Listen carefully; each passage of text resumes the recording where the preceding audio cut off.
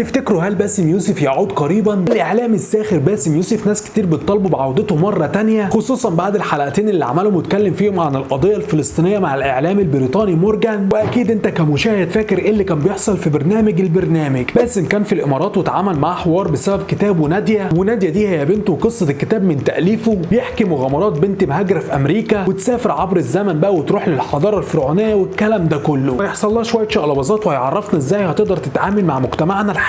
نيجي بقى للسؤال الاهم، وباسم فعلا اتسال امتى هيرجع تاني، فكانت اجابته ان هو بيحضر 10 عروض باللغه الانجليزيه هيعملهم في امريكا، وعنده عرضين بالعربي في البحرين وزيهم في الامارات، وبعد كده هيعمل لاول مره ستاند كوميدي بالعربي في امريكا. لكن المفاجاه قال بقى ان هو فعلا بيحضر كام فكره وعايز يظهر بيها، لكن مش هيتكلم عنها دلوقتي لانه لسه بيفكر ازاي هيظهر بيها، لانه عايز لما يظهر مره تانيه ما يتحرقش وتكون الافكار دي مختلفه. فانتوا بقى شايفين باسم يوسف يرجع مره تانيه ولا لا؟ بس كده والسلام.